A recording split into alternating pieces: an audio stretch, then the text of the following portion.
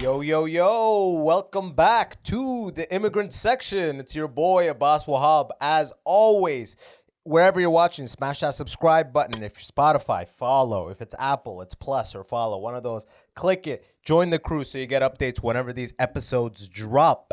And enough of that. In the studio today with me, the motherfucking Conrad Osei. What are you saying, doggy? What's up? What's up? Just trying to find a better way to live, you know what I'm saying? Oh my, is that the line you were like, I'm going to open with this line? I've been thinking about it for like the past 2 hours, bro. I knew that's my first thing. That's the first thing I was going to say. Trying to give this kid. No other plan after that, too, you know? I have nothing else. Wait, what did you say? Trying to figure out how to live? I'm trying to figure out how to live better, man. Oh, That's dude. it. I don't even know if that's what I said, but. Bro, just that nowadays you just got to stay away from nail salons, huh? Oh, shit. Yeah, bro. Look, yeah, I guess so. They're targeting everything, man. Nothing's safe for these days. Isn't it crazy? I saw that thing for, you know, by the time this episode drops Tuesday, this thing will already be confirmed. This nigga will already be sentenced. I don't He'll even be know. in jail. Yeah, right? I mean, he's probably already. Imagine he's not locked up. He's like- hanging out watching the news and shit. The judge granted him bail. He's just at home, like, It's trying not to figure out, white privilege, bro. trying to figure out his defense. Yeah. But when you saw this thing, did you read it? You read about it, obviously, right? To be honest, I didn't read much into it just because I understand. I feel like I don't like reading much into like these terrorist issues anymore. Just because I feel like it's so sad and like it almost feels like the narrative is the same thing. It's like the same thing over And over. over and over. It's just different places targeted at different people. Like the issues itself is bigger than like it's like you can stop something before it happens. Things like gun control and shit like that. That's what they should be more focused on. Not like they're glamorizing it, you know what I'm saying? It became a whole movement, and then there's merch, there's graphic designers making. But that's the crazy part, though, is that I read the article, and before it just goes to show you, motherfuckers on Instagram, bro, they want something to They're post. waiting. Bro. But like the majority of people, like non-content creators, just want something to post. Remember when that Black Lives Matter just post a black picture? Bro, I did that. I did it too. Everybody posted it because even content creators are like, oh, sick. I don't need to think about what to post today. I'll just drop the black screen and I'll figure it out tomorrow. And regular people are like, yo, sick. This is a thing for me to post to show my support and a thing to post. Yeah. The same thing happened with this, bro. Before, like, it just happened, and right away, it's like, stop Asian hate. It's like, how did they make this fucking thing so fast? It all happened so The fast. graphic designers, man, they're like waiting. They're gone. They're just like, hey, they're actually saying it's sex addiction. Yeah. It's like, it doesn't matter. The fucking stop Asian hate's already out. The wave is already going, you know? You know what I'm saying? And that's the problem. It's almost like we're waiting for shit to happen. Just And to post. It's just to post. It's the news cycle. What just part of this whole like they tell us what to post in the news. You know, like I can't. Like yesterday, I couldn't post my love for Asian people. Like I couldn't go on Asian and be like, shout out to all my Asian folks. I couldn't post that. I had to say sorry or stop the anti-hate. Like there's a narrative that everyone has to talk about. It feels very redundant to me. And like this reminds me of the whole. Remember the Black Lives Matter movement in Of course. June? Wait, what's that again? I thought Oh, BLM or something. BLM, right? yeah, I just the forgot, black screen and stuff. Everyone's I haven't forgotten seen those about shirts it in a minute. In a minute, I haven't seen it. I thought they ended racism, bro. I thought it was over. And then like a month after, I was like a new thing I have to post about. And that's why I don't post about it anymore. Because I really got involved in that one. Because it's me. Because it's we're about black. my life. Yeah, it's about my life. I was like, I felt very involved in it. And then I realized what people were doing, which is just like post. It's Bro, just, like, Black being Lives involved. Matter made a difference. It made a big difference, but it also started a conversation. 100%. But That's I'm saying, as someone with a car, I noticed there was a direct shift that happened after Black Lives Matter, especially in Canada, because we didn't do the shit. Yeah. Canada is just kind of piggybacks off all of the states' problems. Whatever they say. Yeah, man. yeah. And even though we didn't have that much of that like brutality and shit here, it happened. You know what I mean? Yeah, bro. It's just that the media in the States loves anything that's like savage. They love because people it's sensationalized. People love to see that. Someone gets killed. Oh, we're gonna see that before the 4-year-old that won the spelling bee. We're gonna see the death. It's right? important to know who dies. Yeah, but in Canada, we piggybacked off that so hard, and I don't know what precedent happened within the precincts of like cops in Canada. Because like, dude, I swear to God, when BLM happened. And When I'm driving and cops see me, they look away. They always look away. Now they can't. Bro, they always look away. They're 'Cause just like this. Like, they'll see, like, I look at them, they'll just be like, because it used to be a staring match with the cops. They wouldn't look. Yeah. And right when BLM happened, now they just move their eyes. They're like, you know what I Bro, mean? because now they know that if you look too long, it's an issue. Just because of the They way don't even want to engage. they don't want to engage because they didn't need to at first. You know what I'm saying? Like, if I'm walking down the street, I know who I am. I'm not trying to rob anybody. Bro, the other night I was walking home around like 1 a.m. and literally this cop car, I don't know if I told you this story. I was on Bloor Street in Toronto. Cop car drives right me. The guy just slow rides, windows open, staring at me. Because it was 1 a.m., no one was around. That was a particular time when, like, that's pure racism. That's pre-BLM regular cop shit. Cop shit. I haven't encountered that since post-BLM. I mean, it's still alive and well. It'll go back. It's clearly going back. It's clearly going back. Maybe they're just like, this nigga's got a car with a roof rack. He's good. This nigga's got a roof rack. Bro, all black people out there, put a roof rack on your car. Man, I walk. I'm in danger, bro. Yeah. Oh, bro, you're literally an endangered species, man. Bro, when I see you driving with Tim Hortons, I feel like that's like the armor of. No. Tim Hortons is like a muzzle for black people. Like, if you're driving with a roof rack, a Tim Hortons cup, and a Toronto Maple Leafs hat, you are untouchable, dude. You could kill a man, and they'll be like, "Why did you not let us know in advance?" Yeah, they're arresting you. It's like, "Oh, I'm dropping my double." It's like, well, just we'll hold on to it for you. We gotta handcuff you. I mean, I'll hold the double up front, but we gotta handcuff you. Man, racism is a whole new like fucking franchise, man. And that's what you realize. I think that's what we've grown into. We've grown into a society where we're franchising everything, bro. Racism is a franchise. Sexism is a franchise. Ageism, they're trying to make that a franchise. Like, anything. When you say franchise, can you elaborate on that? Well, it's simple. Because it sounds smart as fuck, and I want to agree with it, but I don't know what it really means. It's a brand. You know what I'm saying? Like, sexism is a brand now. Racism is a brand. You know what I'm saying? Like, for you to have your anti-racism laws in the office, there has to be a department. I keep going back to graphic designers because that's the first image, you know? Someone has to design those posters to make those statements. Like, previous movements or previous things that people fought for, it was really just people in the streets fighting for it. It was verbal. Yeah, guerrilla style. Martin Luther King didn't have a blog. You know what I'm saying? Yeah. It's just a person going out saying exactly how he feels. Feet on pavement. Exactly. Strength in numbers. Strength in numbers. It's the presence that matters. But now it's a whole department that's in charge of that. And it's changed. It's no more the same thing. Now it's like I'm listening to people talk about things and it's like we're talking about it because it helps our business. Yeah. Oh, you know dude, saying? Exactly. Like I was talking about this just like I'll go on set and I did a commercial with Chris Robinson, right? I was telling you about that. Yeah, shout out to Chris. Yeah. And the commercial is depicting two black guys like a beer commercial. And the director, the producer, the camera guy, the grip, the sound, 100% of people were white guys. Facts. Like so it's so funny to everyone behind camera is like, so Coors goes to, how does this work? Because you're in this world. Coors wants to make a commercial for Raptors.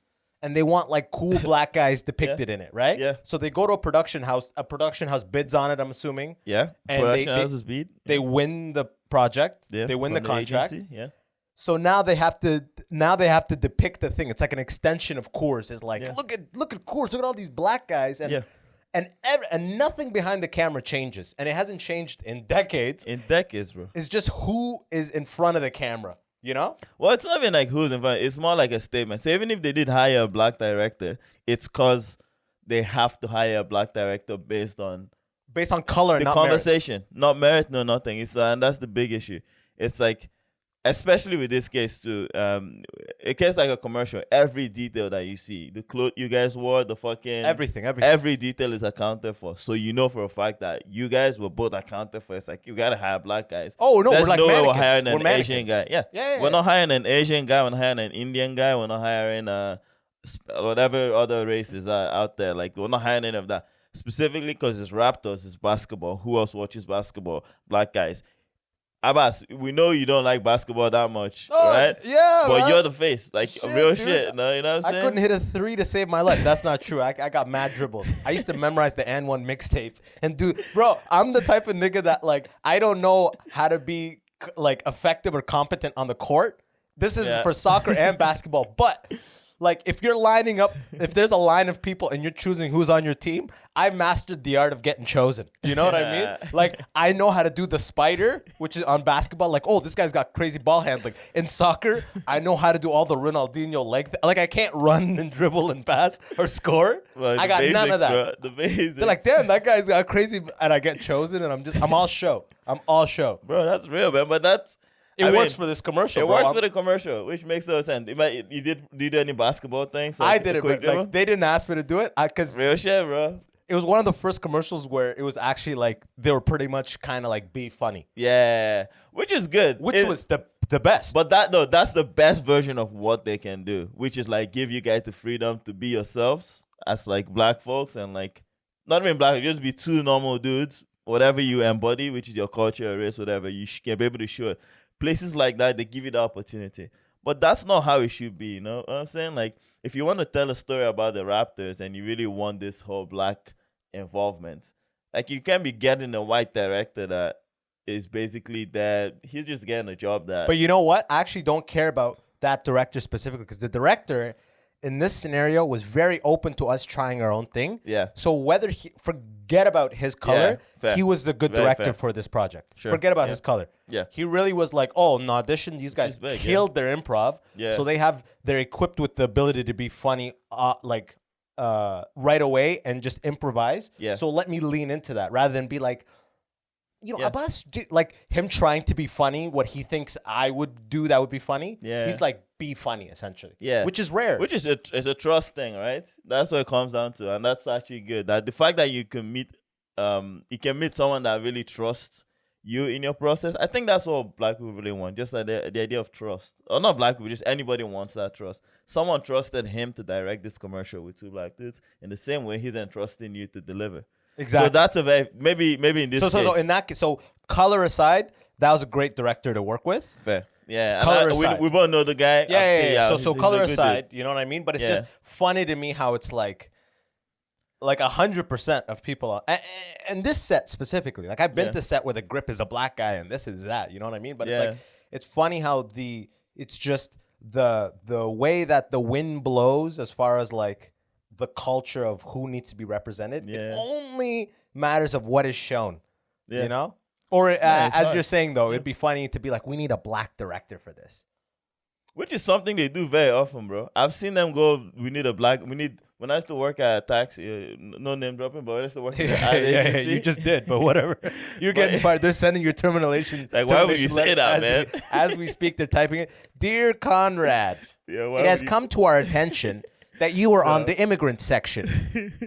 No, but I remember when we were there, they would give us these assignments that were very fucking weird. There was one time they were like, go, you guys should have a list of 10 non-spirited indigenous graphic designers. Bro, What does non-spirited bro, mean? I don't, we might sound ignorant. I might sound ignorant if I'm like, I don't know what that means, but I do know what it means. But you're on Google though. But I did Google it at Yeah, first yeah, yeah. because that's not something I know much about, and it was a good place for me to learn. But you know how specific they have to be like, go find this particular thing for this project, without realizing like, oh, all you're trying to do is, and that's the issue. Even at one point they're like, oh, all the ones who found they're not good, but we have to. I'm like, That's crazy. that's crazy, you know what I'm saying? Like, that you're taking away jobs from even actual indigenous, like regular indigenous people that have the same ideas. It's just because they don't fall into this whatever two-spirited nature. What does which that is- mean though? What Well, it what the basically- fuck does that mean? Like Oh, the no, no. spirits are with them? No, They talk like that? In indigenous culture, they have this idea that gender is just a spectrum, you know? So you could be both male and female. They You have could that identify as in both. our culture too, you know. Well, in every culture, it's spreading out, but that's the no, but that's what it is, though. Like, it does exist like that. You can have things like that, but the emphasis on finding that particular thing makes it like a franchise, in my opinion, because now you're just trying to build this whole like style and brand it this way because it fits a conversation, as opposed to being Let's really make in the depth. best Someone thing. that has thought about it long enough to Gotcha. make the best thing, you know? Like, there's hardly any even black commercial directors. There's probably a handful of them. But see, So which is I get it why when you it's can like have, yeah. it's funny when it's like, yo, I want to depict a grimy hood environment scene. Yeah. For this project, we need a black director. But really, no, you need someone who grew up in the hood. It doesn't Yeah. matter if they're black. It's funny, you get a Harvard motherfucker Yeah. doing this like black thing because he's black. But it's like he grew up in a well-to-do family. It has nothing to do with it. So choosing color doesn't make any sense. I know. It's like choose people based on their portfolio.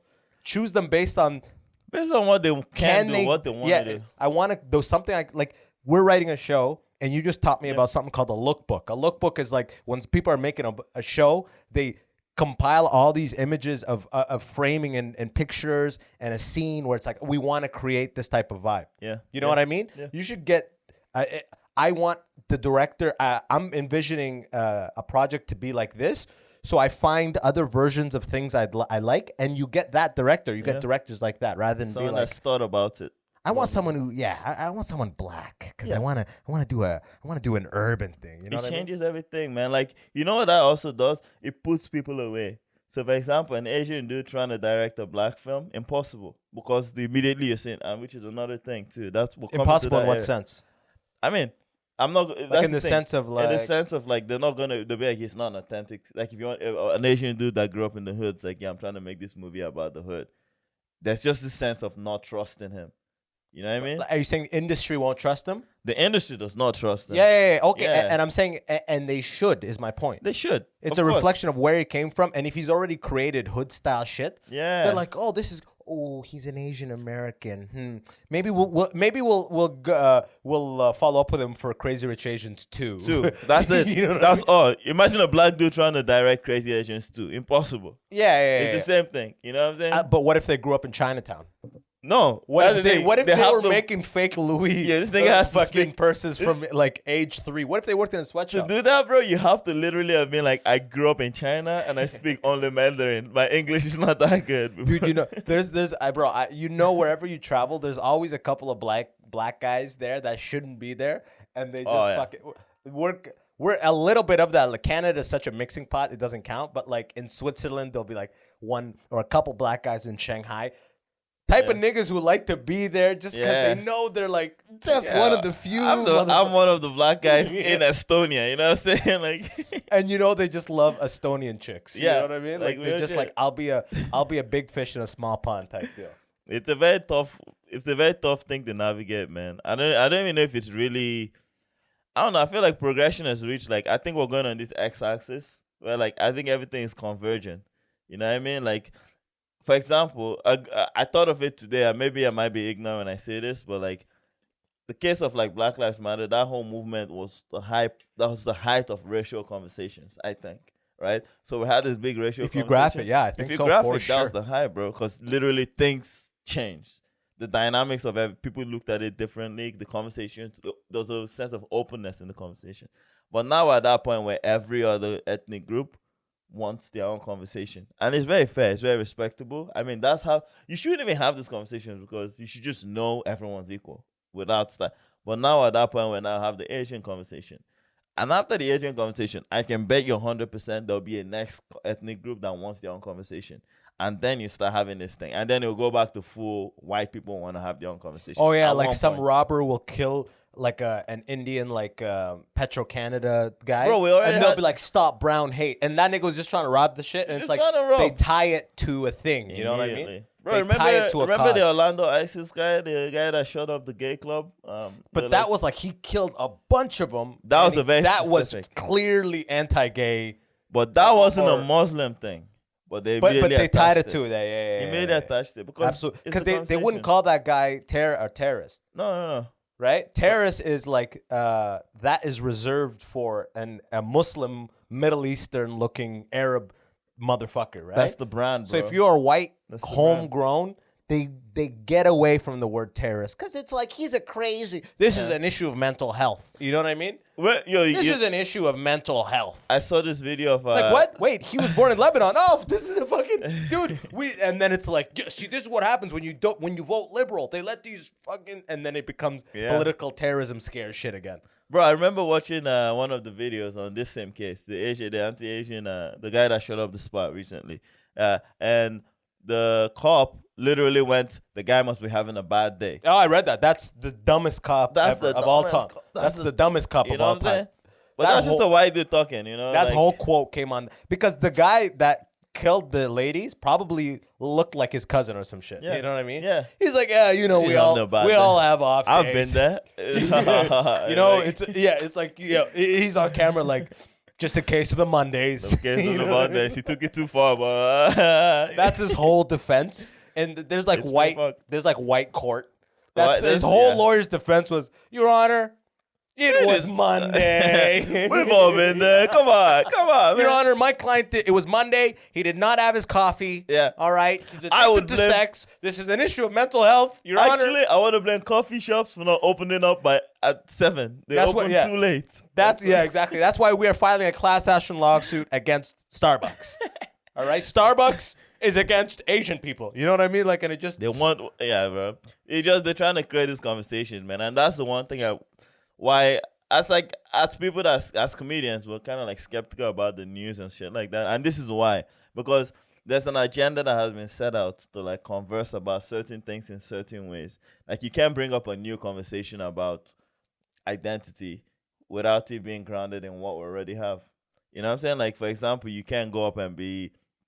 You can't just really exactly like you can't go up and be like it's possible for someone to just be crazy and also Asian, for example, or like also white, or like you know what I mean. Like you can't place those. It's either there's a stereotype that has been there's a way the conversation has been framed. Like if say a black dude goes into a shop and kills somebody, it's more like his upbringing. Well, you know? so they look at those things as being very cultural, as opposed to it being just this one crazy person. they that, kind of you know? the news at this point is like, especially after BLM, there's an overcorrection. So it's like even if a black guy goes and does some shit in a thing, Yeah.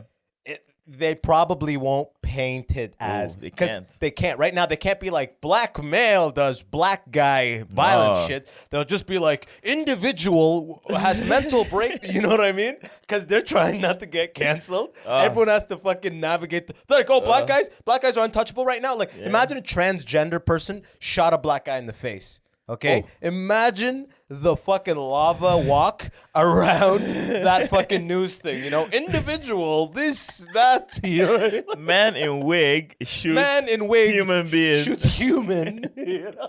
I mean, that's It's where fucked. we are It's now, man. so fucked, dude. And I think, It's all the franchise. and the same thing has brought its way into every corporation, including the movie making, commercial making industry. You know what I mean? You just look. You can't sell Pampers and show a white couple with a white baby being like, "Wow, Pampers are the best." You know what I mean? No, You know, there you has gotta to be a mix it up. fucking a white guy with a black chick or an Asian chick, and the baby is black somehow. You know what I mean? Like Yeah. it doesn't even line up. They hit three things, like so everyone feels represented. Like, yeah, my culture is represented by that baby. I Yeah. think I'm gonna get Pampers. You know what I mean? Like, Yo, to be a white guy getting a commercial now, you gotta be crazy. You know what I'm saying? Yeah. You gotta be gotta like, a villain.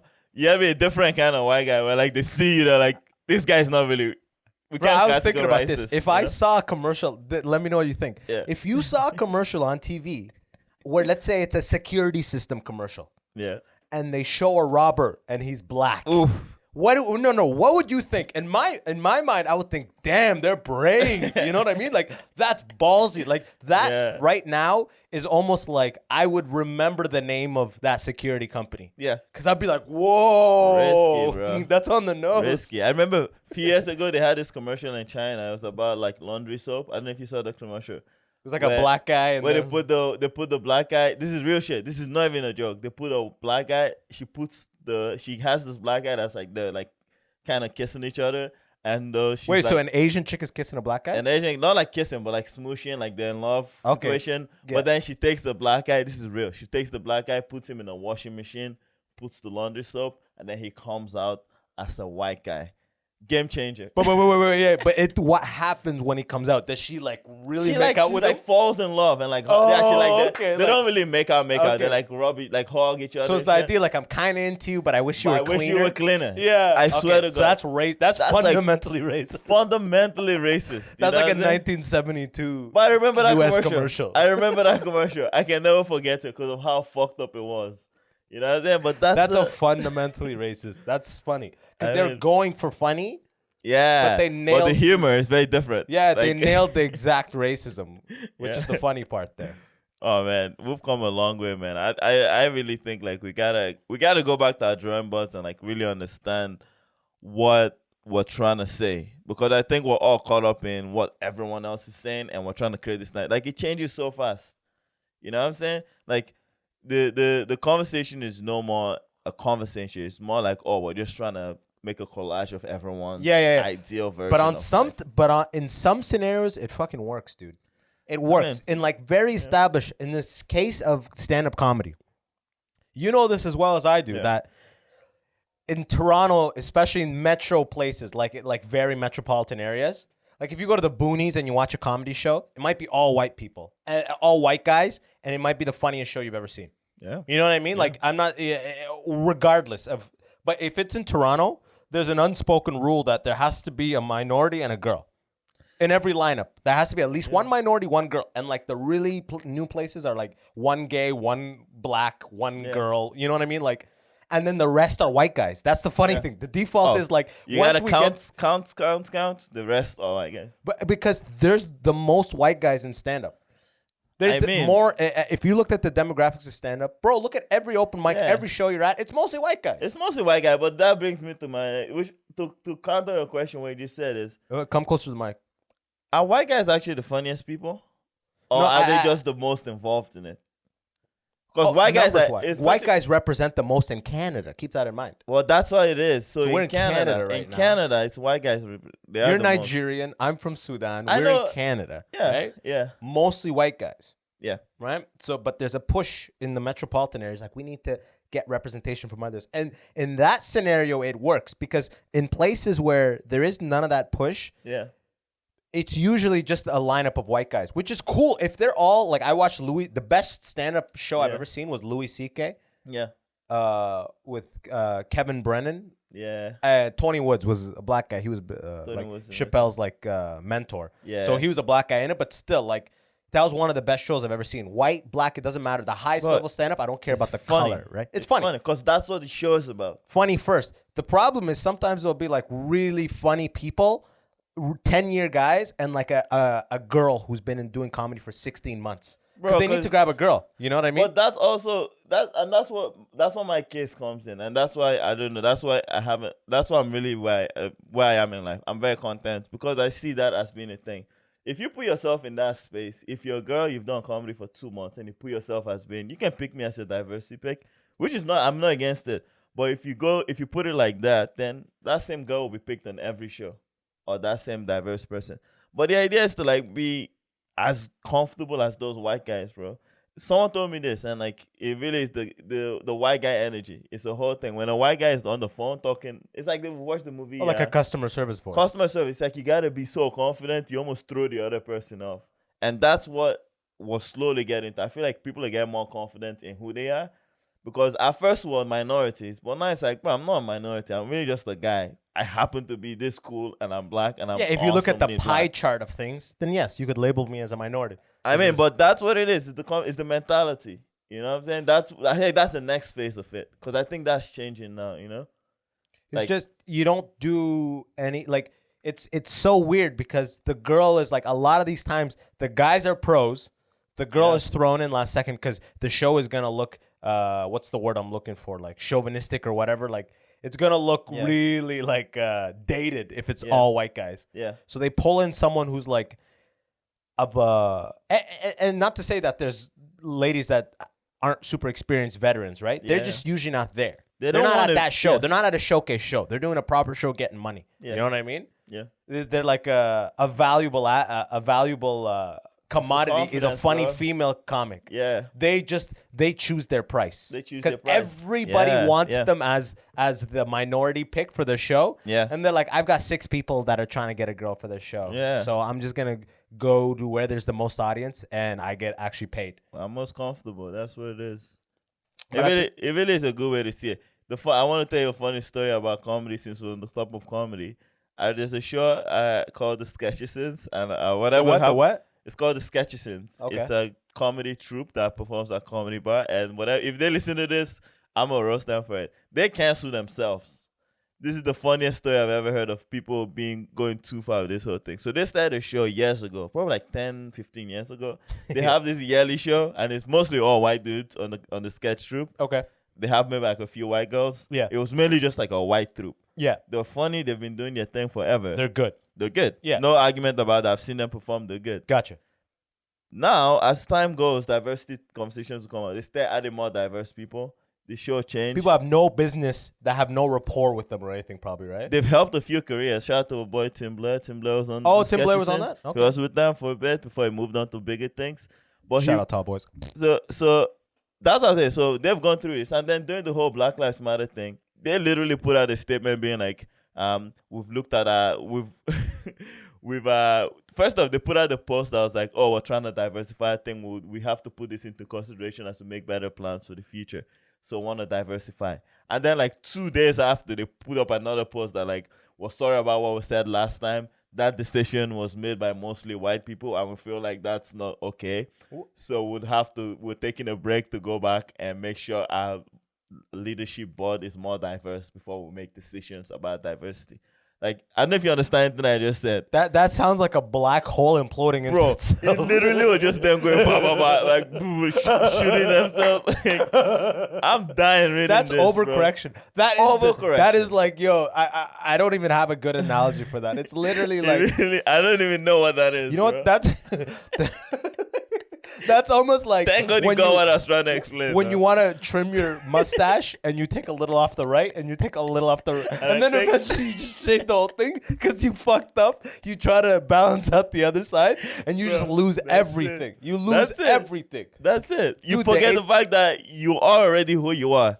No one's arguing of who you are. They're saying as you grow, you should put that in mind. But for the fact that you said it, you agreed to change like systematically. They tried to want adjust the right path. immediately to a political climate. That's it. fast. Franchise, You or can't- the it doesn't branding. work like it doesn't that. work like systematic. You gotta take your time. Build on it. Build talent, you know what I mean? Like actually That's it. foster talent, right? They have. It's just crazy. They have fostered talent, but they're so not the confidence of being good. They know what they're doing is almost pretentious because there's no if you're doing something confidently, it means you trust yourself, right? You know what I'm Yes. saying? But when you're able to like not see that, you feel like you're being a fraud, even when everyone else knows that you know what you're doing. That's when you're not being real, you know. And that's you should get shit like that where you fucking shoot your own self. It's fucking wild, man. There's some people that like that virtue signaling thing. Like if you look at their Instagrams, it's like these are creators that all their posts are like they'll like this Asian thing. They just dropped the Stop Asian Hate, and over the next course of a week or two, they'll post like Asian Americans represent only 2% of. Oh, TV. there's already stats. Like there's stats. The stats. It's a stat pie chart that drops. Yeah. It's just things to drop. Like I just need to post things that are like virtually signal. Yeah. It's like it's so fake and inflated, and there's no substance, and there's no tell of your own character. You're just like, yeah, they said, yeah. Like these are the same people that like at the time of Jim Crow would be like, black people are less than us, right? Yeah. Like, yes. It's Are like they- the I same mean, people, the stats that say whatever it. the status quo is, Yeah. they flame the status quo. You know, Yeah. it's crazy, dude. Bro, I always think about that, man. Like when I think about let's even deep, like I think about shit like even like slavery and shit like that. When I think about things like that, I'm like, man, there had to be people that were like they thought they were doing the right thing, but like even Nazi, bro, Nazi Germany. People are like, not inherently evil. People are not here, but that's the thing. We're going to a society where people that are good are just falling for these conversations that the news is trying to push on you, or like the bigger corporations and all those people. Like they'll force feed you all this information, and when you believe it, then you become a bad person automatically. There's no doubt about that. You can't tell me someone that grew up in 1930s Germany that lives comfortably when Hitler sent his men, I'm German, they show them the idea or whatever. You can't tell me those people are good people now because they literally just converted based on the Yeah, conversation. they Like say you just silence said. is violence. You know Yeah, what I mean? you know what I'm saying? Like, being the inactivity is a form of violence in itself. in you know itself, what I mean? you know. But again, they didn't have an opinion, and that's what matters. Like you gotta have an opinion, a very legitimate opinion that shouldn't be hateful. You can't be like black people are worse, less than white people. That's a bad opinion. But if you want to sit down and break it down, there's a bet. You can think of it It's as really like it's mob mentality is what it It's comes mob down to. mentality, It's man. mob mentality. Look at George Floyd, the motherfucker that killed him. Yeah. Don't forget there was 2 other cops watching this guy telling like that was an Asian guy with them, bro. yeah, there's 2 and the Asian guy's just like I can't be against my cops in front of these civilians. Yeah. Even in his head, he knew, okay, this dude is like dying. Yeah. He's like, fuck, what He'd rather be not do anything than fight his own people in front of the enemy, so to speak. Not even the enemy, but like the people that are subjugated to the power of authority. Yeah. They're like, we are the cops. Yes, my fellow cop is doing that. You stand and watch. You make a step forward toward him, and you're gonna be protect. subdued. You know what I mean? And that guy's just dying. Yeah. That's the same shit in like the Nazis. Like the Nazis, like. There's the killer ones who want to go to concentration camps. They want to press that button for the chlorine. Yeah. And the other ones just have kids, and they know that if they try to save a Jew, their kids will get killed. Yeah. So they're just like, fuck. You know what I dilemma, mean? bro. I'm trying to live. People, number one, are just trying to survive and be accepted by their tribe. Number one thing. Number one thing. Before That's it, empathy or anything, is like, I just want to be accepted by the people around me, and I want to survive. An important part to that is the identity. You know, I think that's what I was struggling with. In a way, some people go through this identity. The conversation of identity is so big.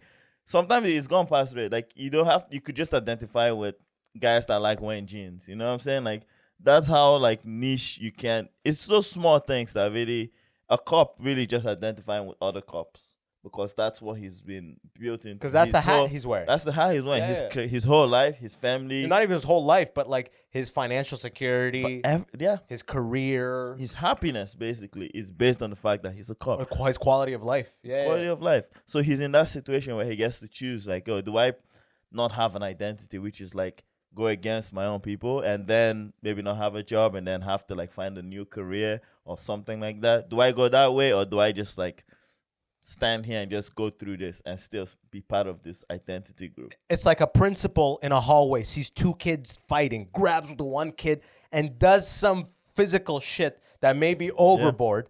And with teachers around, you know, the teachers are not going to step to the principal and be like, "What are you doing? That's too much." Because they need the students to know that they are in control. Yeah. They don't want the students to question the control with the teachers, you know, like divide and conquer. If they see that the units internally are breaking up, they think the level of authority is diminished. They're going, no, we can fucking take over this whole thing. We can do whatever we want. They're fighting amongst each other. Yeah. And it's big. It's like, it's the uniformity there, bro. It's a big part of that conversation, to be honest. What are the cops like in Nigeria? Oh, man, they're Is corrupt. it just all as just shit. corrupt? It's just like all corruption, bro. Africa? Like I think it's mostly all corrupt. You know what's crazy about cops in Nigeria? I think the higher your rank is, the better your life, pretty much. I mean, you know what I'm saying? I mean, that's everything, isn't it? everywhere, really. But in Nigeria, it's very evident because there's obviously like there's no middle class per se. So it's either you're rich or you're poor. yeah, it's shacks or gated houses. That's it. Those are the 2 options you have, you know? And like you have these corrupt cops that like would take $50 off people for just driving. Just literally like you're just whatever's a toll nice gate. car. Whatever's a nice car, they Yeah. stop you, they take a little bit, you know, like little handshake. But that's one level. But on the other hand, it's more intense. Like guys that seize like containers of like goods that you like. Oh, like they'll go to the docks, like The dock, importing yeah, and that's the exporting, kind- and they'll be yeah. like, "This is there's no paperwork There's for no this." Or paperwork. something. Like this is all the paperwork. Like we need a new one. Yeah. Like how much will it cost? $5,000.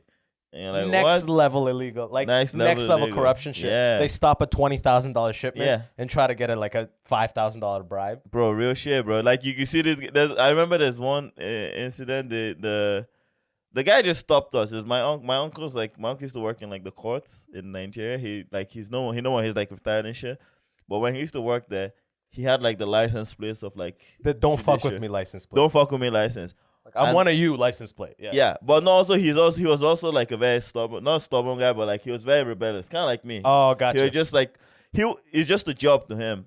So I remember one time he was we're going to like back to our house. We're going over this bridge, and the governor was driving. The governor? The governor of the state of Okay. our state was driving, and he has like 10 cars, obviously, like entourage, bro. Yeah. Of course. When he's driving, every Everyone car has to has to stop. stop, move Yeah. to the side. This guy doesn't move.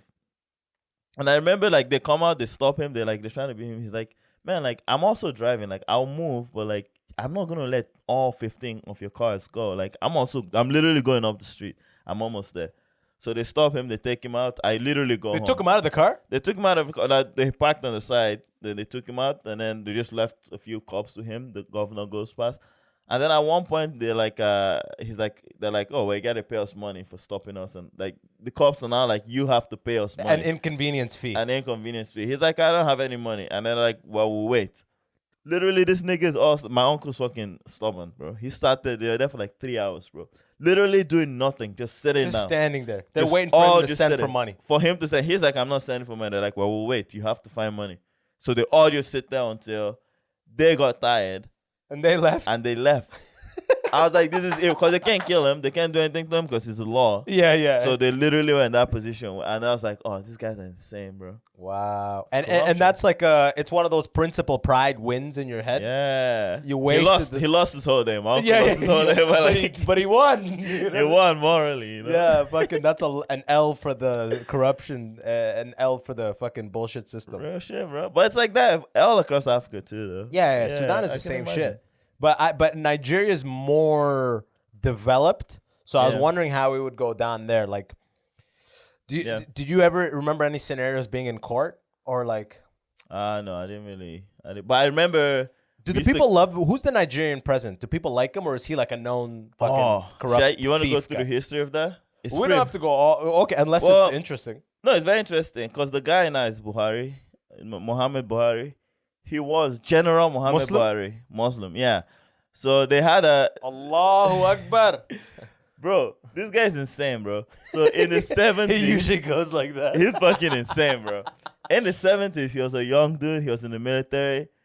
They put him in power via coup d'etat. You know the coup d'etat is where they assassinate I remember same shit. Or when the general comes in and goes, "Yeah, I'm the president now," and he's got the army. Yeah, he's like, I guess so. Hey, by the way, if you want to live, get the fuck out of that chair and move. So they did that. He became president. For what, 98 years? No, he was there for 4 years, and then because their own argument was we're trying to make it a democratic state. Yeah. So he's like, I'm gonna be the military guy for a few years, and then we'll elect. And then we'll do a transitional council. Yeah. Didn't happen. Yeah. He got kicked out. Okay, yeah. By another military guy. Who stepped in was like, Who's nigga, it's my actually, turn. nigga, that's really what happened. Nigga, I'm gonna make democracy happen. Get the fuck out. So he got killed. No, so he didn't get killed. the second guy got killed. The second guy came in, was there for a bit. He got killed, I think in 96 or so. Around assassination was the big news. Like, they got in German hookers because he was into white women. So they brought in German hookers. Apparently, this is the story I heard as a kid. They put poison in the apple, killed him. One of those classic those stories. Nigerians love an apple before sex. That's what. But this guy, what's it called? He wasn't in power for a few years. And then they started this thing where they do South and North. So Muslims, Christians, essentially. Because the South's mostly pretty Christian. much what Sudan has now. Bro, but in their case, that's when you realize it doesn't work. Because they did the election, first a Muslim, and then they had a Christian president, and then they went Muslim. And then one of the Muslim, while in office, died. And then the vice president, Christian, then took office. Good luck, Jonathan. He was one of the best presidents Nigeria's had in the recent times. So he's a Christian president for Muslim people. Nigeria's half Muslim, half Christian, right? Didn't you say, so the North and the South, don't they have separate presidents or no? No, same. It's all one country, yeah. But the idea was rotation. Every 4 years we rotate. Okay, right? So it's kind of like liberal, Democrat, Republican type shit? very much like that. But it's more, they use religion. So the best president was the vice president that went in as president. Bro, this guy he won a fucking UN award. He literally almost stabilized Nigeria. But then he only was president for like 2 or 3 years. He went on vacation for 2 weeks? No, the coup happened. He agreed. They did the election. He stepped down, and then this general from the 70s, now retired from the military, just an old guy, comes, runs for office, wins. He didn't win legally, obviously. Yeah. But now he's now the president. He's Muslim Again? So he's the president again. Right now. Right now, this guy has dementia. There's rumors. Every time I talk to my aunt, she's like, he's a clone. They all believe he's a clone. They think he's I love third world and like second world. I don't even if you consider Nigeria first world. I don't know what, but like it's third world for sure. Asian, African, Middle East South shit happens you don't see in the first world. Yeah, that type bro. of shit. Saddam, that nigga had like fucking lookalikes around Yeah. him all the time. It's You're saying fucked. his kids had lookalikes. It's fucked. That's They're some like- of that old world shit where it's like find the nigga who looks just like Just me, like- just in case. But this new guy, this new guy, which if he's a new guy, he does sound very stupid. He says a bunch of shit. They're like, what? Like he sounds like someone that hasn't. He's not educated. He's not that educated. They say he's one of the Fulani guys. So He sounds like George Bush Jr. bro, exactly, He's like, exactly. fool me once. He says it in Yeah, Nigeria. fool me again, So- fool me again. Yeah. Fool me twice. But that's the president now. It's like a Muslim guy that everyone doesn't like because they think he's a clone, and also he's been president before. He took it literally by was force. the president in a civil war, and he did worse. So it's one of those situations where you have like, I don't know, So the guy that lost the election, the Christian guy, is he just chilling around? bro. He's just chilling around. He was the governor of a state, and Let's talk about demotion, huh? bro, he really was like a good guy, man. And like it not like he really was just a good guy that really wasn't into the point. He was like he came from a state where they had nothing. So he wasn't like they had no resource. They had oil, but the oil wasn't helping the state. But he took care of the people somehow. He just navigated with. They created the state he was in. They created it in '96. So it's fairly the new state. Oh goddamn! But then he built it into what it is right now. It's like a tourism spot. It's very cool. It still has flood issues, which is a big. But is it safe? It's not that safe. But yeah, man, nigga, it just got built in it '96. just gonna be a Give it a couple but- decades. But it's a hub of the oil region. It's Okay. now the hub of the oil, which is like a big step. Because where I live was the hub. But then they created this new state right beside it, and they made it the hub. But I'm sure the government takes all that, like federally, they'll Federal- siphon that money. It's not like the state keeps it. Yeah, but Yeah, he finessed the way to make the people. Oh, it's like we cut Yeah. 8%, I mean, I respect skim him. it off the top. I respect him, man. But here we are. We're Fucking back at the African worst, bro. hustles, yo. Does everyone, when you haven't been back in a minute, right? But are young people talking politics when you go there? Like, man, this guy, when is he gonna get out? Like, Oh, you think Nigeria will have an uprising like Sudan, Egypt, all these places? if I'm being honest, man, Nigerians don't really see themselves as being part of the system. It's kind of like they've accepted that this is just how it is. So most people just like try to forge a life for themselves, which is why you have a lot of people moving Nigerians out abroad, yeah. abroad and stuff. No one's really looking to go back because even when I suggest, I'm like, yeah, I want to come back. Like I literally said this once. I was like, man, I want to come live for a few years in Nigeria. I was like, nah, why? Why would you Your wanna do cousins that? or what? My sister lives there, like her family. I'm just like, can I come? She's like, nah, why would you want to do that? That's stupid. I'm just like, fuck. Well, like, who's gonna change? Not like I want to change anything, but like, who's gonna be there in the future? You know, it's gonna be. You remind me of like a a spoiled white kid in the suburban I like know, cul-de-sac they- who's got trust me. 50 Cent posters and Tupac posters and like, I want to go to the hood. Yeah, no, that's They're pretty like, much. nah, dog, Trust you me, don't. I've heard that. I've heard all of those roasts, man. I want to live where you guys are. You guys are you're one of those amped guys that's so out of touch. You're like, I want to just be just on the ground level like you guys. They're like, what are They're you like, talking- nah, nigga, go. nigga, I still got a Go. Nokia. You know, We made you fly. Just fly away. stay where you are. No, but the way No, I see it wanna is fight like, with the people. but no, this is why I see it though. Like I was lived there till I was 18, so I still like I know what's happening. I know the finesse of what's happening. I know if I was gonna go siphon money, I know the position. My sister, she got hookups for me if I go back home. My sister, when she first graduated university in Nigeria, she got a job with the sewage department. There wasn't a sewage department. They just made it up and they said they'll build this whole sewage system in the city. Didn't do it at They all. just took the budget money. It's or all whatever. just the budget, right? Yeah, She yeah. worked there for a bit. She was admin. She did all the paperwork. So But she nothing was like, happened. Nothing's Literally happening. nothing happened. It really is just the idea. She goes to work every day, sits in an office with like some high level dudes. And like that, paperwork moves around, it but moves. nothing is happening. Nothing's happening. Man, that's So I'm like, if I want to go finesse money, I know. But I also see it as being, there's no racism there, and I just feel like my mind will be at ease while I'm there. It's nice when you're in like your home country. Bro, you know what I'm saying? It's a It feels good- nice. No one looks at you twice, right? No one looks at you 'Cause twice, look at bro. you're like, you feel like Waldo. Yeah. Like you're hidden, like no one can see you. Bro, unless I really want to stand out, and then I'll You're stand gonna out. wear by, your like, beanie wrapped up like a hipster. They're like, this they're guy's like, this guy has look money. at how Look at how high his pants are hemmed. You could see his sock. They're gonna know you're a hipster. Bro, I used to from wear fucking North America. I used to wear Vans. I always wore Vans from like because I was a kid. In Nigeria? Nobody had Vans.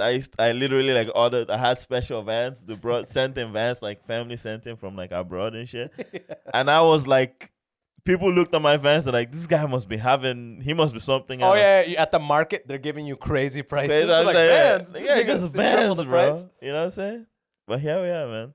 It's something interesting about that type of life, though. It's like I actually, on some level, I enjoy just seeing a price tag and just paying for it, knowing there's no haggle. Yeah, you can't go to Walmart and being like $10.99, but I could give you $8. You know what I mean? You can't do that. But on some level, I miss the jousting of it. You know, the competition so fun, of it. Like sometimes you go to the market, you don't even need anything. It's just to kill time. Just to hang out, just walk around, meet people there. You see a whole family selling their thing. You're like, I get why you guys are hustling. And for that reason, I want to buy shit off you. Yeah, right. But if you go to Walmart now, it's almost like, it's a whole franchise. Oh, it's so divorced from any idea of someone trying to make like an honest living. Nah, bro. It's like, yo, this is crazy levels of corporation. I can't even imagine. It's like $1 trillion more corporation. It's you know what big, I mean? man. Like me buying a $10 T-shirt at Walmart does nothing for anybody. Bro, that's why you can go steal. They're like, don't chase them, just let them go. Like Walmart's so corporate, man. The fucking their employee discounts 10%. Did you know that? I worked at Walmart. Did you work at Walmart? Yeah, my first year in Canada, I was in high school for like 1 year. What'd you do? Greet? I was a cashier. Yeah. And like sales, I worked in dairy departments. What'd you learn? You gotta learn something. Bro, what I learned in there was like, bro, no one cares about you, man. It realistically, no. That's what I'm saying. Like, it's such a big franchise. They really just, as you leave, the easy replacement. You know what I'm saying? Like, sometimes, like, I remember I was working in the summer before my first year of university. I was like, I'm gonna work my ass off, like, make the most money to save up for university. So I was like, give me full time. And then they gave me full time, and in like a few days, they just had like 10 more people, and then just cut it down to part-time, and they're like, man, like, you'll be leaving soon, we need to have new people. And that's it. I just like, there's no me leaving, I left, no one even noticed. You know what I'm saying? Like, oh dude, real shit. Yeah, there's no community, there's no wall. Maybe, I don't know, maybe in the States, in some Walmarts, some people are a huge family. But like, I can't imagine someone being like, yo, game at my house, like a guy in electronics. It's like 1,000 employees. Nah, bro. All the friends I made there, the only way I keep in touch with them is like, say I follow them on Insta and I see them once in a while, like their picture, like fucking laugh at. They're like working at Sport Check or like a higher level retailer. Different things now, man. One of the first people I met there, homie Suraj. Suraj is like big in Apple now. He moved to like Apple. He literally moved to Cali. No, he like corporate Apple in Canada. Yeah. So like he's high up there. He did union shit, so he's like off it. So I'm like, hey man, that was a good stepping stone because he used that reference after working cash. It's like, oh, he moved here and like moved to whatever. But like you can grow and stuff, but there's no sense of like this is a family business. No, it's so physically separated. You know what I mean? Like, yeah. Like, at least I used to work Best Buy. At least in Best Buy, you got close departments. Everyone hangs in their department. So it's like you're talking. But Walmart, it's like, yo, you can't, if you're in automotive, you can't see, you can't really go see your friend in produce. It's so far. You're leaving your post by like 200 meters. Yeah. You know what I mean? Yeah. Cashier to auto, you're like running back. Yeah. I mean, I met one of my very good friends still today, Jake. But this is why we're good friends. We're both working at Walmart, and we both found out we're both going to Carleton at university. In Ottawa, in Ottawa, right? So we both realized we're moving to Ottawa. So like, man, I guess we're like, boy, we'll see each other for the next 4 years. And so we became friends, and then we've just been friends since. So in some way, I met like a very good, cool friend, but at the end of the day, no one cares that we worked at Walmart, bro. Oh yeah, I'm not even trying to identify as a Walmart guy. You know what I'm saying? Like, that's entry level shit into corporate America. And what's funny is the more corporate it gets, these jobs, the more they try to instill the illusion of community. Illusion. The Keyword. illusion. The staff room has like a guys a potluck thing on Tuesday. Remember, Yeah. bring your thing. It's like no one knows each other's Oh, names. bro. Like, I think it's like, we signed up for this. I know, right? It's like the biggest places I worked always had like they tried the hardest to foster community. Yeah. Because like they're like because in head office they were like a workplace that has a community is who has higher retention, has less employee turnover. Like, you know what I mean? It's just strategic ways to keep you to stick around. Very strategic. But I guess the cool thing about realizing that from the onset is you get to play the game with them and you enjoy playing the game, because in the meantime you're able to get like you're just able to just dance their dance, man. It really, that's why people hate their corporate jobs. Oh, dude, it really, because like at some point you realize. So I was at the ad agency for a few weeks, and bro, they made me feel like they're like, welcome to the family. Literally, I got emails being like, welcome to the family. And then a few weeks after that, like, your contracts, you get the fuck out. Oh, yeah. Like, no one cares. It's just like a short-term thing. Dude, I work for this company in that startup I work for in California. I was a consultant, so you know this. Oh, because you were a consultant. I was a consultant. When you were a consultant, as for the opposed worst person in Canada, by the way. No, I want to hear story first. I'll tell you. When you are a consultant, and you got to be a consultant to know this, the whole vibe, it's so funny being a consultant as a black guy, because a consultant versus a full-time employee gives them the right to treat you like a second-class citizen.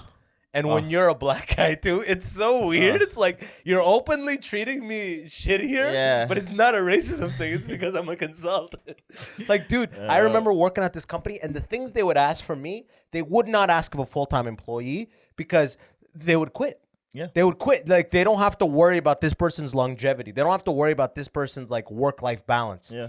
I hired you for I paid your monthly I'm paying a monthly amount for you. So there's no 40 hours. Yeah. A week, a month. You know what I mean? Yeah. There's no like set amount. There's like whatever the client requires type shit. And they'll just fucking burn you out because they don't care about you being with them for years. They're like, we use this person to every, like a slave, to every last ounce of work we can get out of them, and they're gone.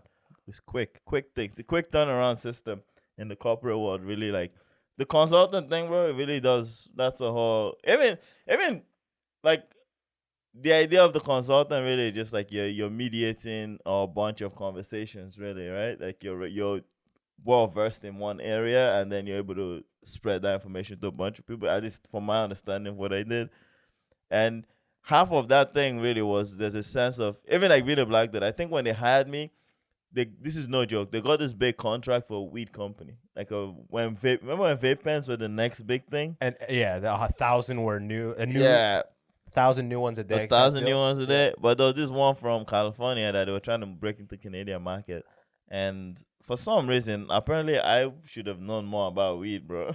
I guess, which was like, I guess smoking it's not enough. It, but like I don't read. What was the interview like? Was it an interview? What's your thoughts on marijuana? What do you think bro, the real culture shit, of marijuana? real shit. In the interview, they asked me if I smoke weed, and I lied. I was like, I don't smoke weed, but I do smoke. They're like, weed. good. They're like, it's fine. Yeah, you're comfortable around it, right? Yeah. Great. All right, terrific.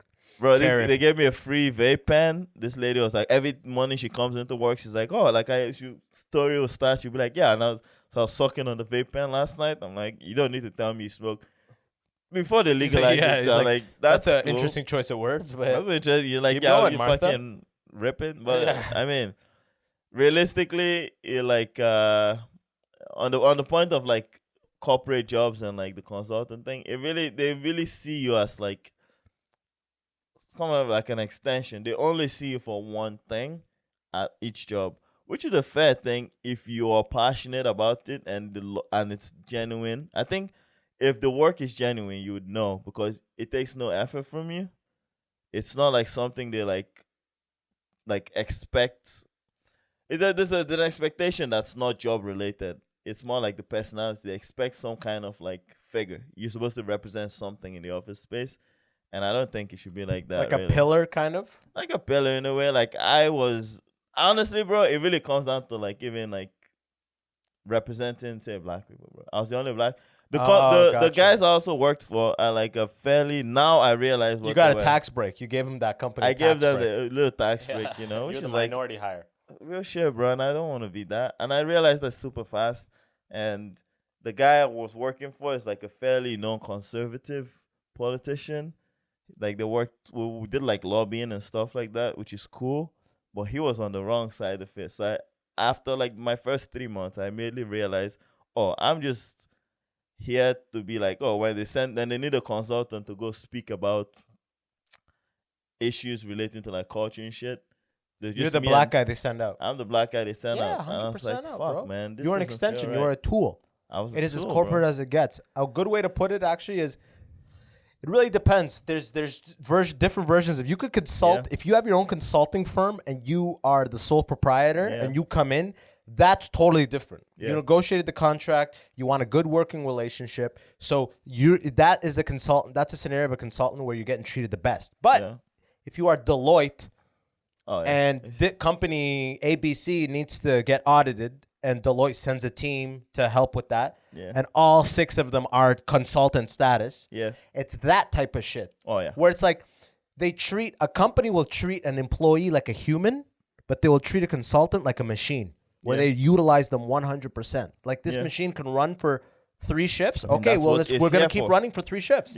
Why would you stop? It's because it's a human. What do you mean? We paid for, like, you know what I mean? Like, it's degraded, man. It's so degrading, bro. I was shocked. I just got thrown into that position. I joined this company to do something else, and they just needed to justify my salary, so they threw me into a company that needed a guy for like a couple of months. And there I was as a consultant.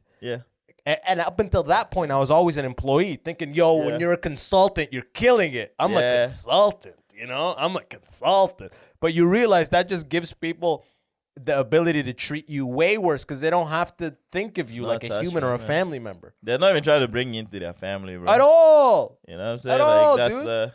That's how it is. I remember the first time I started working there, they on my very first day, I remember just them saying, "Oh, we got Raptors tickets," because sometimes Clans gives out like, "Oh, not for you, like, not for me." I think we got Raptors tickets, and we'll all be going to the game. They didn't give me. I didn't go to the game. I was there for a while, like almost a year, and I didn't go to one game, bro. Why? No, you said you just started. At the time. When I first started, they never got you a ticket. I never went to any free games, bro. It hurt me till today. I'm just like, fuck. That's the type of shit. That's an oversight by management because they have to realize that if they include you more in the team, they involve you more, even though they're getting rid of you later on. So it's like it's an unjust investment. Like we're wasting money. He's not staying. But it's like, I work with you for a year. You want the vibe and the quality of work to reflect how I'm treated. Some people don't think like that. They don't think like that. And that's why I left too. It was like the main question I brought up the conversation before I left. And I remember it being like, I went up there, I was like, hey man, like, I know what I'm doing. Like I do the research every day. I send you your reports every day. I'm able to call consultants. I'm doing everything you asked me to do. But like, why me? Like, why am I like, I don't see where this is going, you know? Like, because they put you in that position where like they know for a fact that you're not supposed to grow here. It really is just like maybe pick up a few skills and then you leave. So it's there waiting for me to come late. So the moment I brought that up, the next week was just like hell week for me. Every day if I come in 5 minutes late, they call me into the office like, you came in 5 minutes later. And then on the last day was like, I was seeing someone then, you probably know who I was seeing them, but we're trying to go to a trip to Ottawa. That was the whole thing. We're like taking a trip to Ottawa. And I was like, can I get the Friday off? Literally Thursday I come into work because I emailed like Wednesday night being like, Friday I might take like a half day because we're going to Ottawa. They called me in. The guy gave me an offer. He's like, either you resign now or we fire you. That's how I left the office. I was like, I'm going to resign because if you resign, they give you severance. So I did that. That's how I left. So it was that kind of like everything came down to like, because they're just looking for it's pure money thing. Pure money thing. We paid and he's not there. That's unacceptable. I'm like, they're not looking at you like a human. They're looking at you like a machine that the sales guy said, this thing will work for 10 hours a day. And why is it only working for 5 hours a day? That's not, I'm returning this thing. Returning. It works. I mean? It does the job, but like I want more. Yeah. You know? And the fucking silver lining of it all is we talked about all the bullshit. The silver lining of it is you have a built-in exit plan for this company that you're going in, which is a beautiful thing. Sometimes people openly get jobs because they're like, you need a job. Yeah. And then suddenly they're at a place for 5 years that they don't really care about, but it's a job because you need a job, right? It's nice to have a built-in exit strategy with the consultancy, 6 month, 1 year contract, whatever it is, right? Yeah. It's a good feeling. And number two, when you're paid as a consultant and a sole proprietor, then motherfucker, you got way more tax moves and wiggling, and like you could do a lot more with tax when you're not paid as an employee. Facts, you can't write shit off when you're paid as an employee. Yeah, and I think that's like a cool thing because like, when you finish that, that's what if there's any positive to this is the idea that like again you're in this machine, you're trying to get on a personal level. It's about gaining the skills, right?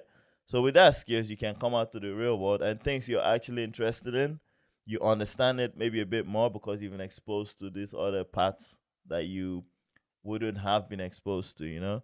And so when you're applying those things, you feel like you know what you're doing because also it's subject matter that you can grasp, you know? Whether it's through comedy, we're trying to do films, shows, whatever. There's just this sense of like, okay, like I understand the corporate level and I also understand my level.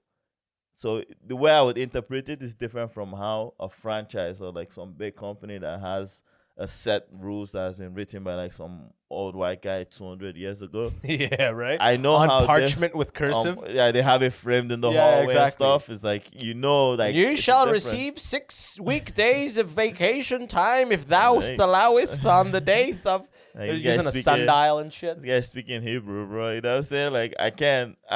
But again, it comes out after that period. You understand this some form of like independence, and I really think that it's the independent thinking is what I think the world needs. You know? Yeah, 100%. It comes down to that at the end of the day. I mean, a company needs help, and they don't want a full-time person. They want to outsource this package of shit to some guy that they don't have to worry about benefits. They don't have to pay for RSP. They don't have to health. In the States, it's health insurance. Yeah. Thank God for free health here, right? In the States, a lot of people get jobs just so they can have health insurance. Just for that. So that's the beauty of Canada is that with that dynamic is not there, right? Yeah. I don't need to be doing this fucking shit just so they'll fix my broken arm if my arm breaks, right? Or, give me a COVID test or whatever the fuck it is. But it's like company ABC needs a guy for a year. We hire a guy. This is what they'll do. This is usually what they'll do. It's like, if they like you and if they see a fit for you full-time, they'll extend you a full-time position. Yeah. And if you deny the full-time position, they'll go back to treating you just like a machine. Because that was what happened to me, bro. Yeah. It's all loosey-goosey. And they asked me, do you want a full-time job here? And I said no. And the company went bankrupt a month after, by the way. So after I left. So I already knew what was happening. And I was like, I don't want to be part of this startup culture, work till you die bullshit. Like, we work till we fucking bleed because that's what we figured. 9 to 5 is for pussies. Like, I'm not. I kind of. Yeah, if I have equity in this and I have a vested interest in the success of this shit, then yes. But if I'm only here for a salary, I'm not going to match your fucking intenseness. Yeah. You know what I mean? But once you deny an offer, you go right back to machine style where it's like, bro, the same thing as, bro, it was a startup where they had beers in the fridge, almonds, this and that. Yeah. And I'd be like, if you stay, the beers are like a lure, like a carrot on a stick. Like the unspoken rule was stay after 6 and have a beer. Keep working. Stay here. It's community. Have a beer. But stay after 6. Bro, I used to like crack beers open on Fridays, like 4:30, 5 o'clock. And I remember after I rejected them, one time I used to lead all these I was the operations program manager. So I would lead all these open issues calls and everything. Yeah. And I just have my Lagunitas, which is huge over there. Lagunitas IPA. Yeah. I would have it. And my boss was the VP of operations. And when I'm not in the room, she would message the other employees on Slack. She'd be like, "Whose beer is that?" And they'd be like, "It's Voss's." She's like, "All right." You know what I mean? Putting a case against me. You know what I mean? Yeah, bro. Just start building shit again. Just start building shit. Like, how do we get here? You know? Yeah, but I mean, it comes down to it, man. It's just the sense of like, if the corporate life itself is just designed to. It expands past even the corporate life. We're using the corporate life example just because like it's really the perfect example of this franchise. This kind of like tag I mean, that's things. where experience is too. That's where experience is too. But realistically, man, that's not the way. The approach to work culture alone, mixed with other things, like whether it's like talk with race and stuff, like mixed with all of that stuff, it puts people in this small pockets that like only a few people get the freedom to do whatever they want. You know what I'm saying? I realized, like, bro, real shit, bro. I can't think of the last white person I know that like got fired for doing something inappropriate at work. I can't think of the last white person. I'm really going through my head of all my friends I know. They've always found a way around it. They've always found a way to be a legacy employee. They've always found a way to I've definitely seen a lot of white people fired. I haven't, bro. You I'm know being what I mean? honest, bro. I've definitely maybe seen they it. have, but maybe they have. This be name names. Well, you I know, haven't, bro. I don't want to go too much on the corporate Yeah. shit, but like I worked automotive industry in the States, in Detroit, and some people come in with like a we're talking about very old school corporate, where it's like Yeah. they know how to talk the talk. They're not doing anything. It's almost like your sister in Nigeria. Yeah. You know how the paperwork just flows, but nothing is happening? Yeah. Some people know how to do that even in corporate America. Yeah. They know the conversation to bring up when they're in lunch. The boss is like, this guy's a kind of piece of shit. But they know to come up and bring up the fucking Yankees because the guy's a Yankees fan. They know to, like, on Friday be like, talk about the cottage at 3. Yeah. They're the type of people that if they get something new on Friday, they will never start it. Yeah, Even write if there's, it down, bro. even if there's time to do it, they will never start it because it's like, you don't start things on Friday type deal. So Yeah. sometimes people come with that super old corporate shit where they leave right at 5 and they get cut. They get caught easy. Which They're I not doing do anything. get They're that. not doing anything. Man, even like my older brother is he works at Valais, this mining company, and he's a manager there. So he hires and he fires. Mining manager, huh? Which is like a whole nother. I just picture him telling wives that men got fucking killed. Ma'am, yeah. I think are you he's Sanchez's had to wife? do that. Yes.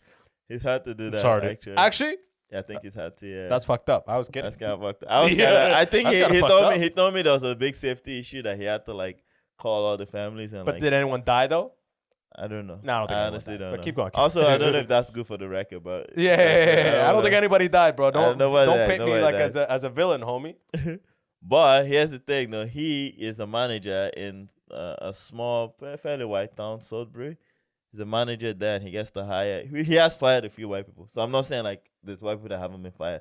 He has to hire and fire white people, which is a whole nother thing. The most racist thoughts in their head as they're getting fired. That's the whole thing. He's like, I feel it, bro. He's like, feel the I feel racism? it. He's Yeah. like, I feel the racism, especially now with like COVID stuff. So the safety, they have to be a bit more safe. So it's like he has to be the one time everyone you have to wear a mask, double mask, like gloves to do everything. And like the way he's seeing people react, there's the people that don't believe in COVID. So the way they'll like tell him, it's almost like, "You stupid fucking person." It's very racial, so you can see the sense. Not like, it's like, why would I have to do that? It's like, it's my, like, he's arguing, and then you have to let them go because it's like, fuck, man, this guy takes it seriously. So He's like, a safety liability. it's a safety liability. And it comes back on him. It comes back on him, but he has to take that fall. But still, you see the way people react to it, and you realize, oh man, there's two different worlds of like I know for a fact, if I argued with my manager about safety stuff, Oh, you're done. I'm gonna fire there. Then Yeah. no Exactly. second questions about it. Exactly. But some people just have. I think there's just a different way of navigating that world in general. Navigating the world in general, based on all Bro, this the stuff. best way to put it, I'm going to end it on this too, is Yeah. if you've ever seen, Toronto's got like every cop in Toronto is either like half of them, especially the younger ones, are all brown, they're Sikh, turban, or like a chick or like an Asian chick or something like that. Yeah. Toronto really pushes to have like minority representation in the country. Yeah. You ever drive by a young minority cop who pulled over an old white guy, and you see the white guy's face like just like, gave you this job? yeah, that dynamic right there, where I'm just like, oh my god, that racial vibe coming at that Bro. guy. Yeah, bro. In real shit, I feel The that. guy's just like getting his license and registration, like, I've been paying tax before you were in this country, or whatever. Bro. They're bringing with comedy. There's a guy, I don't forget his full name, but he's this older guy, Rob something. I won't, maybe whatever. But this other guy, In the mic. this other guy robbed something, and I remember one particular incident where the Corner Comedy Club. This dude comes in. He's the guy that walks into clubs. He's been doing it for like comedy for about years, probably 30 years. But he's really bad He's at that comedy. one nut job, right? Do you know him? You might know. I don't know. I I just know a guy who has not progressed, but he's been doing it for decades. But he walks in with so much confidence that like it almost blows It's confusing. my mind. Yeah. It's almost convenient. Like he comes in, it's like he goes up, he's like, yeah, I would love to go up. That's how he opens. He tells Joey Hallam, homie Joey Hallam, he goes, I'd love to go up. And then Joe's like, well, like it's Monday open mic. He's like, there's a few people already have lined up. Like, I'll write your name down, you might go up soon. And then he comes to the back and it's like, oh, they're letting everybody on stage these days, right? He's telling me. I'm like, yeah, that's true. So I'm like, I'm not trying to talk with him. And then he turns to the white dude beside me, which I forget who it was, but it was a white dude was standing at the back of the club. Yeah. He turns to him and he goes, even minorities against sports before I get sports. And he wasn't joking. You know when someone says that and they're joking, everyone laughs. Like the white dude, I remember looked at him. I was like, what the fuck? It was like it was like a new age white dude who's like, you gotta get away. You gotta get away from it. This is not how we do things anymore. That's what people are assuming right now, and I can't be associated with that. You get the now fuck that's the guy. That's the new guy. The way better version I'm of. trying to get on commercials, bro. Fuck, I'll be the villain. Just book me, you know. Just book me, man. Oh, but fuck I you. realize it's the mentality, man. It's an old mentality versus new mentality, and we're These stuck in minorities, that now. which is actually ironic because, like, if you ever go on a show where it's like a bunch of people that have done okay, and you walk up as a black guy, don't you feel a pressure? The audience is like, oh, here we go. Yeah. Black guys, there's a feeling where like, oh, this guy's about to save the show. I'm gonna just go bomb. That's why I love bomb. Yeah, and we bomb. Like, we still bomb, but there's almost like a higher expectation. Yeah. Like if white, it's almost like white guys dribbling, and then a black guy, same height, not super tall, comes in with a basketball, and they're like, oh shit, no, you know what I mean? Like, black guys historically are like some of the best comics of all time. I mean, white guys too, but like if you look at the demographics, it's why we do comedy. You know what I'm saying? Because there's white guys that underdog chip on your shoulder shit. White guys do. I think white guys do. This is my. We'll get backlash with this one, but you'll get backlash. I'll get backlash with this. Fuck it. Fuck it. Come at me, all white guys. But no, they're upstairs waiting. This hasn't even aired. No, but is this a normal racial attack? Wait, did you guys hear the podcast? No, nigga. What are you talking about? Oh, okay. We just know you said something. Yeah, we just seen you niggas down there talking. Yeah, but I think people that are not white, they do comedy because it's kind of like embedded in them in a way. Like I remember growing up, we used humor as like to diffuse just like our existence. Like I remember being like in Nigeria, being a kid. We're rich. I'm not from a rich family. I've always said it, but I'm not rich. Even by Nigerian standard, I was like middle class. Well, middle class. Like we'll be able to go to school. One of the few middle class. Yeah. Real shit. I'm not gonna lie. Like that's how it was. Like. You had a shack that had a fence. You know what I mean? That's like middle class. We had a decent house. Yeah. But like a big family, so we stayed together. But I remember the comedy, we saw it as like this thing that like, it was to hang out. We sit around the table and just like make jokes. Like, because we had nothing. We didn't have luxury. Maybe we didn't have lights. If there wasn't like, you know how they take electricity in Nigeria and stuff? Yeah. That was what we did. Like, we all hang just out. Wait for it to come back. Real shit, bro. Me and my brother would start making up jokes. My brother is very funny. He'll come up with bits.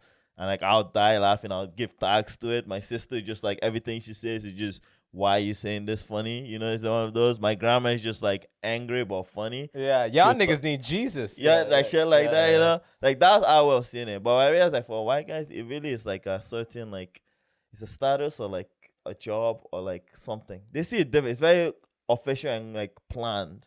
And maybe that's my type. Maybe that reflects my type of comedy of being like, this isn't that serious, guys. That's the way I see it. And I realize that's why black guys are funnier. Like, I think when you see a black guy come on stage, he's like, hi, guys. Yeah, so what are you guys doing today? And then he just goes into it. There's this sense of, like, I don't know. Maybe it's, I don't know. I think comedy comes from, getting good at comedy comes from surviving during hard times. Bro, if there were more survivors, I bet you stand-up started in the 50s. Yeah. And you gave all those Holocaust survivors an open mic, they would be the funniest motherfuckers of all time. That's why Jewish people are funny. Yeah, like, we know it now. They're survivors of hard times. Yeah. So sometimes when you meet traumatized white guys, they're funny as fuck, funny bro. as You fuck, know what I'm bro. talking Yeah. about? They're funny as fuck. Yeah. And there's white guys that came from great families that are hilarious too. Yeah. So this is not a rule. I'm definitely not. I'm not saying white guys are not funny. Yeah. I'm saying everybody's equally as funny. Just the intention behind it. Yeah. I think it's different, and it might be the culture. I don't know. I just feel like the capacity for humor just comes from surviving during hard times, regardless Yeah. of your color.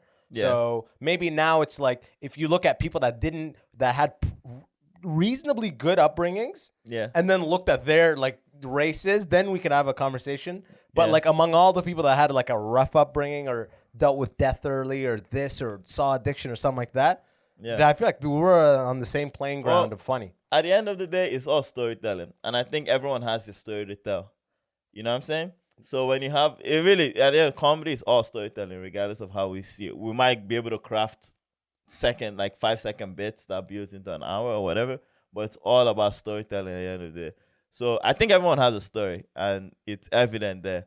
But there's a sense of like, and that's my point I'm trying to make. Is there's a sense of like intention behind the way you tell your story and behind the way someone else tells the story. Oh, okay, I see what you're saying. And like, I think it's in the delivery a little bit. it's in the delivery. It's a sense. Yeah, that's what I'm saying. Like, I think they just that, like you said, when a black guy goes on stage, there's an expectation that like this guy's gonna change. He's gonna be so different. This guy's gonna from be everybody. really funny. Really He's gonna funny. be disproportionately funny. Yeah, and like he's gonna be physical. Like Black guys like are humping funny. the Black stool. guys are good at sports. You know, like Yeah, like real shit. You know, Yeah. it's like humping the stool is such a black stereotype for comedy Sure, that like I'll get I've that. never humped a stool ever in my life. But I know if I start yet. humping stool, Yeah. not yet. Yeah. If I start humping stool, bro, it's game slippery over. slope. Yeah, yeah. You You'll know what I'm never saying? stop. You'll never So- stop. You're like, can I get a stool up? You're bombing. Can I get a stool up here? Someone pass me the stool. Just give me that shit. Someone Fuck. pass me the stool. But yo, homie, let's Yeah. land this thing, huh? Tell the people where to find you, bro.